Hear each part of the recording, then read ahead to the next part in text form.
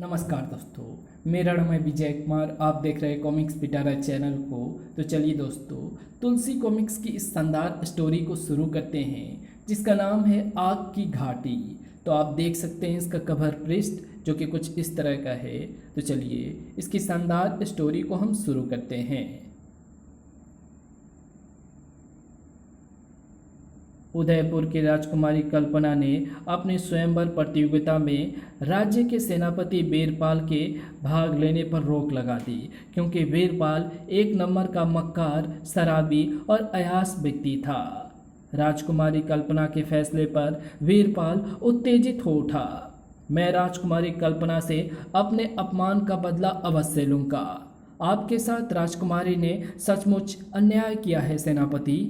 झन्नाक मुझ पर किए अन्याय का बदला राजकुमारी को अपना जीवन देकर चुकाना होगा, लेकिन 4 दिन बाद तो राजकुमारी का विवाह है। स्वयंवर प्रतियोगिता जीतकर मगध राजकुमार विजय सिंह राजकुमारी कल्पना के अब होने वाले पति हैं और अपने छोटे भाई के साथ कल सुबह मगध पहुंचकर बारात के साथ वापस लौटेंगे। खामोश, राजकुमार विजय सिंह और उसका भाई मगध नहीं लौटेगा। ये ठीक रहेगा सेनापति। ना रहेगा बांस और ना बजेगी बांसुरी। कल का दिन उन दोनों मगध कुमारों का अंतिम दिन होगा। राजकुमारी कल्पना दुल्हन बनने से पहले ही विधवा बन जाएगी। अगली सुबह उदयपुर महाराज महेंद्र सिंह ने दोनों मगध कुमारों का सम्मान पूर्वक विदा किया। जाओ मगध कुमारों, हम पूर्णिमा के दिन तुम्हारी बारात का स्वागत करने की उत्सुकता के साथ प्रतीक्षा करेंगे और महाराज उदयवीर को हमारा प्रणाम कहना। ईश्वर तुम्हारी यात्रा शुभ करे। सेनापति अपने मित्र आदिवासी सरदार के कबीले पहुंचा। मित्र, मुझे आज तुम्हारे उस आदमखोर गैंडे की आवश्यकता है जिसे तुम वर्षों से पाल रहे हो। वो हमेशा आपके लिए हर समय तैयार है। आप आदेश करें सेनापति। क्या ये दोनों मगध कुमारों का काम तमाम करने में सफल हो जाएगा? आप भी क्या बात कर रहे हैं सेनापति। उन मासूम से 2 कुमारों की बात छोड़िए, ये 50 सैनिकों को भी एक साथ मौत के घाट सुला सकता है। हम तुमसे खुश हुए मित्र। काम होने के बाद तुम्हें मुंहमांगा इनाम दिया जाएगा।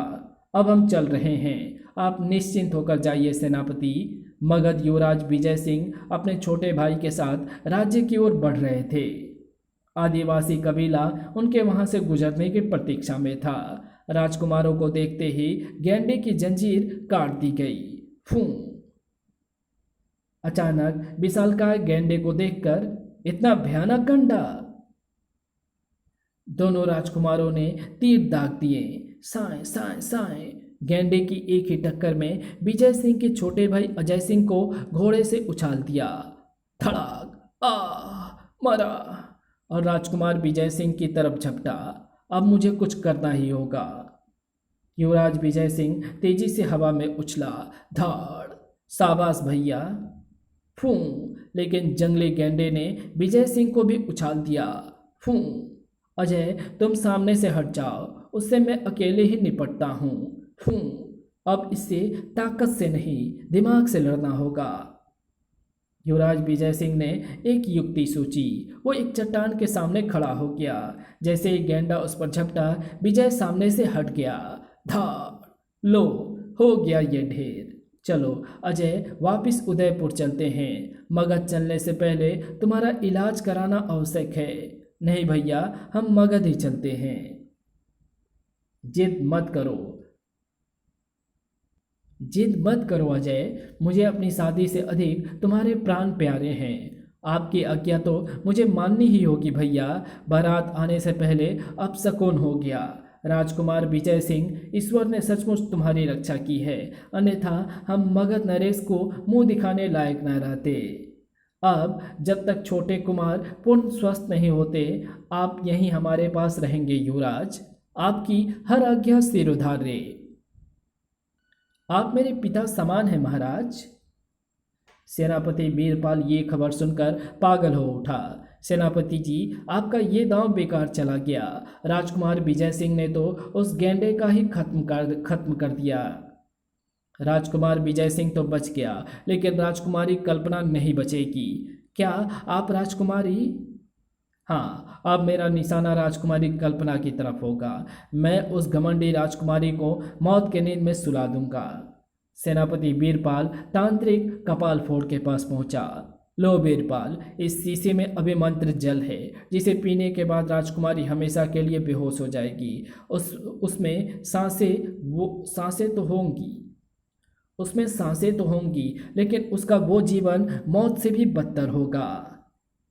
क्या इसकी कोई कार्ड भी है, लेकिन उस तक पहुंचना बहुत कठिन है। यहाँ से हजारों कोस दूर एक आग की घाटी है। उस घाटी में चारों तरफ आग लगी रहती है और उसके बीचों बीच एक गौमुखी पौधा है। सिर्फ उस पौधे की पत्तियां ही इस अभिमंत्रित जल की काट है। कपाल फोड़, ये रहा तुम्हारा इनाम। अब राजकुमारी कल्पना एक जिंदा लाश बन जाएगी। ये अभिमंत्रित जल राजकुमारी को पिलाने के लिए मुझे किसी खास सेवक को तैयार करना होगा। धन का लालच देकर सेनापति बीरपाल ने एक सेवक को तैयार कर लिया। इस जल को किसी तरह राजकुमारी को दिए जाने वाले शरबत में मिला देना। ठीक है हुजूर, लेकिन एक बात याद रखना, अगर कभी ये राज खोला तो तुम्हारी खोपड़ी का ढक्कन भी खुल जाएगा। जल में रहकर कोई मगरमच्छ से बैर नहीं रख सकता, और इतनी दौलत तो मेरे होंठ हमेशा के लिए सीली रहेंगी। आपके लिए शरबत लाया हूं राजकुमारी जी। लाओ, मेरा काम हो गया। कितनी अच्छी कहानियां हैं इस किताब में। कुछ ही देर में ये अचानक मेरी चेतना क्यों लुप्त होती जा रही है। अगले ही क्षण राजकुमारी कल्पना बेहोश होकर जमीन पर गिर गई। धड़ाम धड़ाम। ये क्या, राजकुमारी जी बेहोश हो गई? महाराज इस खबर को सुनकर पागल हो उठे। राजकुमारी बेहोश कैसे हो गई? तुम कहाँ थी? मुझे कुछ नहीं मालूम महाराज। मुझे तो राजकुमारी जी ने एक ही कार्य से भेजा था। फौरन राजवैद्य को हाजिर किया जाए। राजकुमारी को ये क्या हो गया?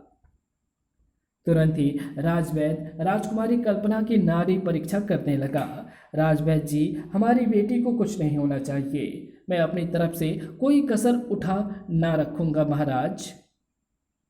अंत में राजवैद्य निराश हो गए। महाराज, राजकुमारी की मूर्छा साधारण मूर्छा नहीं है। ये किसी अलौकिक शक्ति का किया धरा लगता है। ये कैसे हो सकता है? जहाँ तक मैं समझ रहा हूँ महाराज, राजकुमारी को कुछ तंत्र मंत्र वाली चीज़ दी गई है। जिसने राजकुमारी के साथ ये निष्ठा भरा कार्य किया है, हम उसे जिंदा नहीं छोड़ेंगे। आप इस बात को शीघ्रता से पता कराइए, तभी राजकुमारी की मूर्छा दूर करने का कोई उपाय किया जा सकता है। ओह, राजकुमार विजय सिंह भी राजकुमारी की दशा देखकर चिंतित था।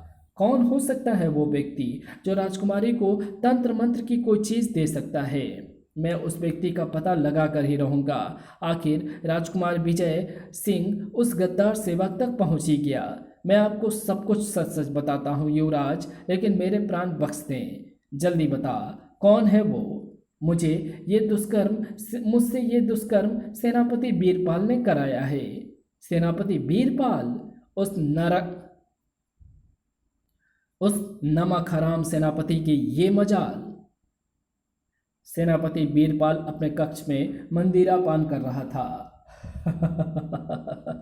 राजकुमारी कल्पना की मूर्छा अब कभी दूर नहीं होगी। तभी धाड़ आ युवराज विजय सिंह ने सेनापति बीरपाल पर ताबड़तोड़ हमला कर दिया। ठक आ मरा ठक। तो जिस थाली में खाता है कमीने, उसी में छेद करता है। रुको युवराज, मुझे मत मारो।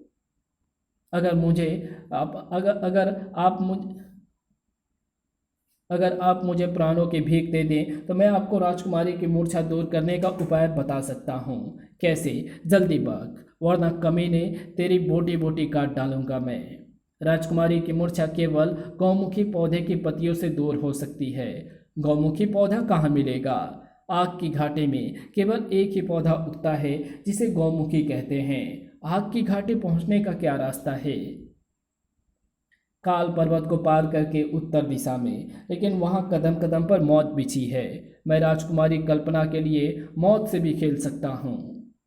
सेनापति वीरपाल अपने कक्ष में मंदिरा पान कर रहा था।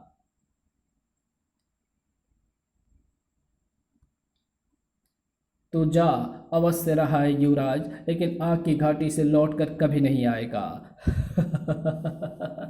इसे कहते हैं एक तीर दो निशाने। तुम आग की घाटी जाओगे युवराज? क्षमा करें महाराज, राजकुमारी कल्पना अब सिर्फ आपकी बेटी ही नहीं, मेरी होने वाली पत्नी भी है। उस पर आई मुसीबत को दूर करना मेरा कर्तव्य भी बनता है।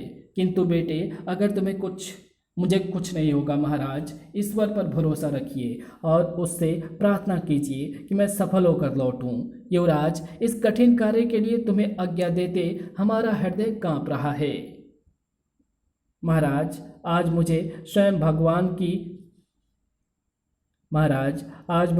भगवान भी आग की घाटी में जाने से नहीं रोक सकता। जाओ पुत्र, अब तुम दृढ़ निश्चय कर ही चुके हो तो हम भी तुम्हें नहीं रोकेंगे। हे ईश्वर, मेरे माथे पर मगध नरेश द्वारा कोई कलंक मत लगने देना। युवराज सकुशल वापस लौट आए। काले पर्वत को पार करके राजकुमार विजय सिंह आग की घाटी की तरफ बढ़ रहा था। एकाएक ये क्या, कोई शक्ति घोड़े सहित मुझे पानी में खींच रही है। मुझे जल्द ही कुछ करना होगा। पेड़ की शाख पकड़ लेनी चाहिए। राजकुमार विजय सिंह ने पेड़ की शाख पकड़ ली। उफ, और जमीन पर छलांग लगा दी। अब पैदल ही आगे बढ़ना होगा। चलते चलते एक स्थान पर रात हो गई। वो क्या, उधर तेज रोशनी नजर आ रही है। लगता है यही है आग की घाटी। चारों तरफ आग दहक रही है। अचानक ची च्यों, उफ, मैंने इतने विशालकाय पक्षी कभी नहीं देखे। राजकुमार विजय सिंह पर कुछ विचित्र विशालकाय पक्षियों ने हमला कर दिया। उन विचित्र पक्षियों में से एक पक्षी ने उसे दबोच लिया। ओह, ये तो मुझे उड़ाकर ले जा रहा है। मुझे कुछ करना चाहिए। नीचे पानी का दरिया है, यही उपयुक्त मौका है। राजकुमार ने पूरी ताकत से पक्षी को कटार घोंप दी। खचाक, च्यों च्यों। पक्षी के पंजों से छूटकर विजय सिंह दरिया में जा गिरा। छपाक, और तैरता हुआ किनारे की तरफ बढ़ने लगा। गौमुखी पौधा आग की घाटी के बिल्कुल बीच में है। आग को पार करके ही उस पौधे तक पहुंचा जा सकता है। और चारों तरफ ये विचित्र विशालकाय पक्षी बैठे हैं। विजय सिंह को एक युक्ति सूझी। मैं इन पक्षियों की मदद से आग के ऊपर उड़ान